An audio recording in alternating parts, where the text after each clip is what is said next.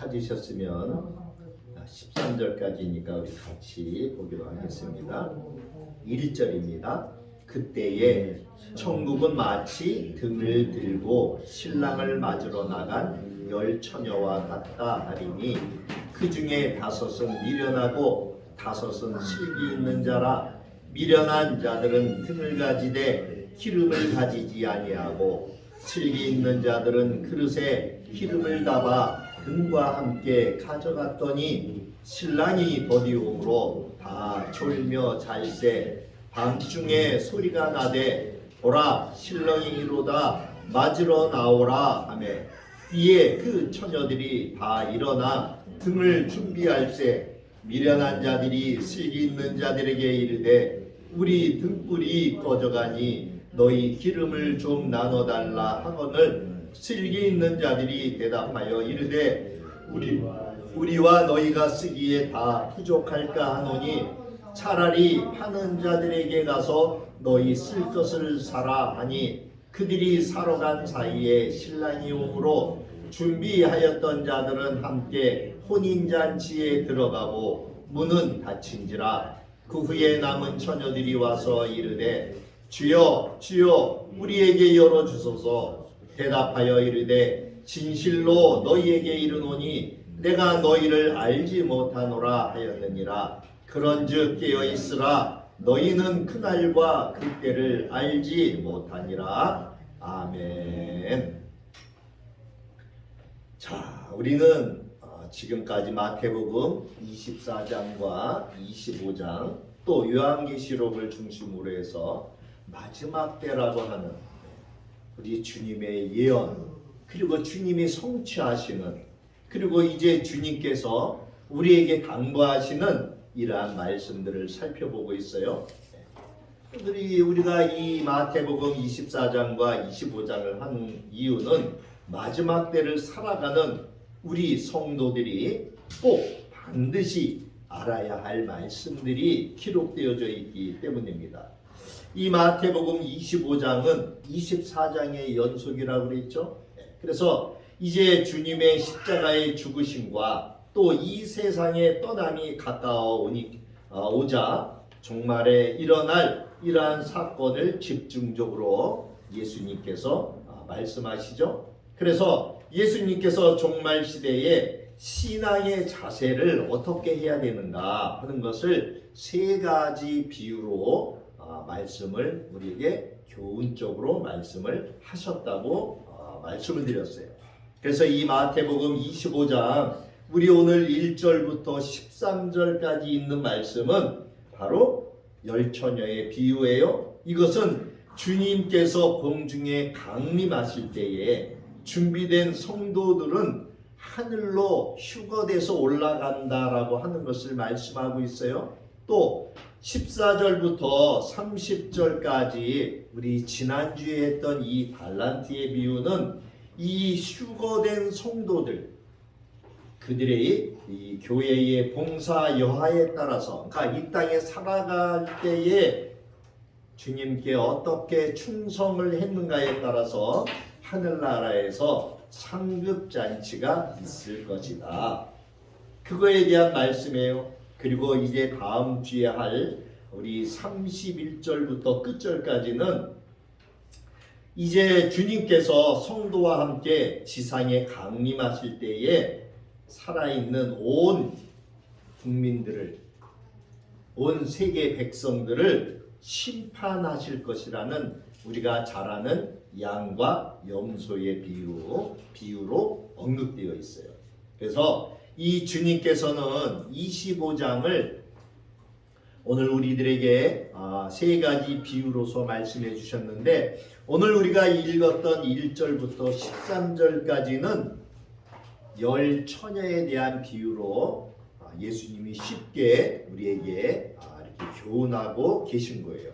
근데 여기서 25장 13절에 보면은 우리에게 당부하시는 말씀이 나와요. 뭐예요? 보니까 그런즉 깨어 있으라 너희는 그날과 그때를 알지 못하니라.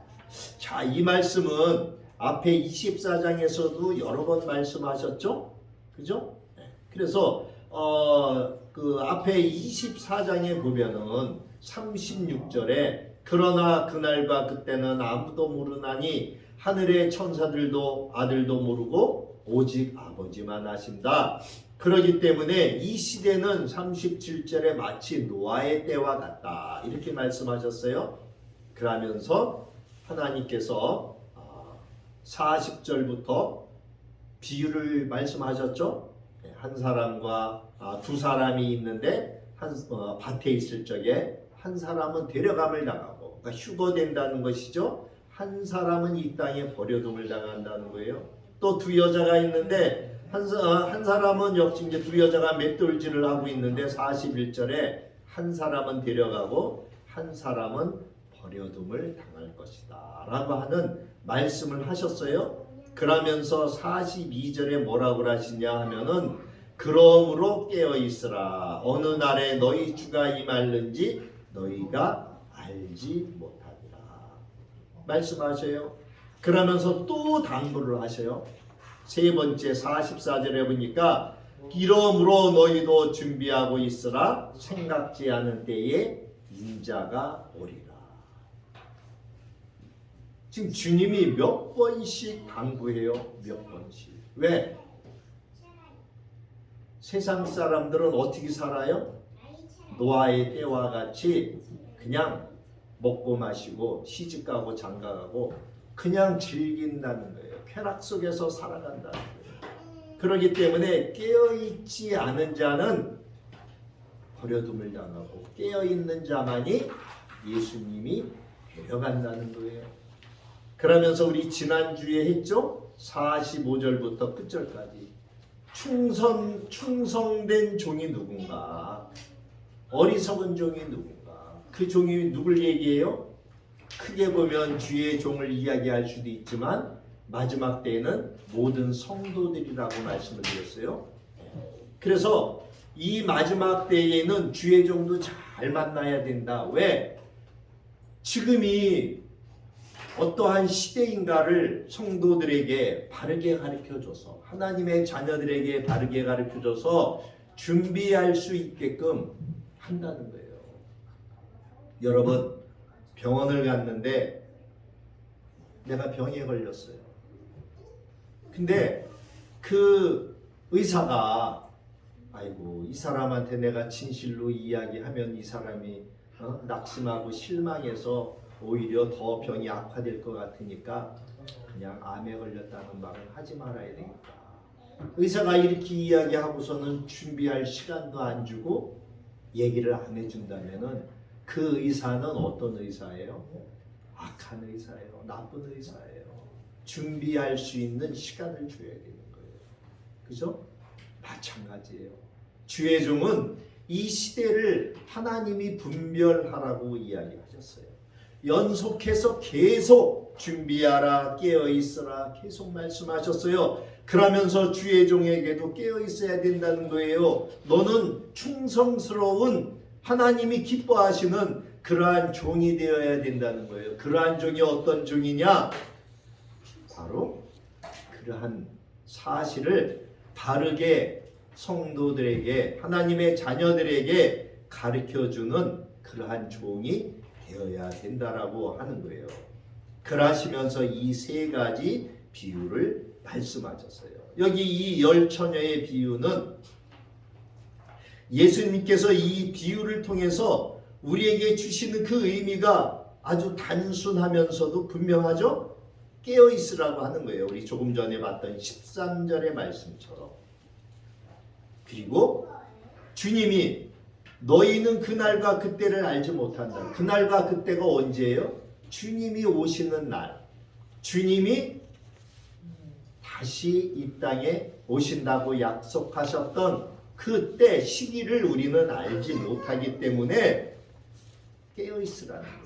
그리고 뭐 하라는 거예요? 준비하고 있으라는 거예요. 준비하고 있어라. 여기 우리가 읽었습니다만 열 처녀가 나오죠. 다섯 처녀는 준비를 했어요. 뭐를 준비했어요? 기름. 나머지 다섯 처녀는 등불만 준비했지 기름은 준비하지 못했어요. 자, 1절을 볼까요? 그때에 천국은 마치 등을 들고 신랑을 맞으러 나간 열 처녀와 같다 하리니. 천국은 여러분, 우리가 천국은 죽어서만 가는 곳이 천국입니까? 아니요. 우리가 살고 있는 이 땅에도 천국이에요. 천국이 있어요.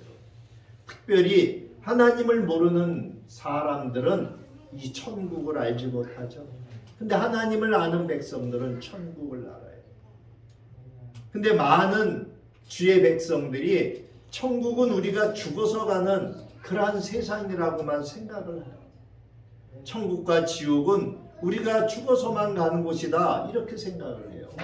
아니요. 여러분 지금 이 땅에 보세요. 지옥 같은 세상이라고 이야기하죠. 얼마나 끔찍한 일들이 일어납니다. 어떤 엄마는 뉴스를 보니까 세 자녀를 죽였더라고요. 아니 엄마가 어떻게 자기 뱃속에서 10달을 키워서 세상에 내보냈는데 그거를 3번씩이나. 여러분 이게 지옥의 세상이지 뭐가 지옥의 세상이에요. 여러분 우리 지난 2년 동안 코로나를 지금 경험하고 있잖아요. 마스크 쓰고서 아주 답답해요. 저는 지팡이를 짚고 다니니까 걸어다니다 보면 숨이 콱콱 막혀요. 답답해요.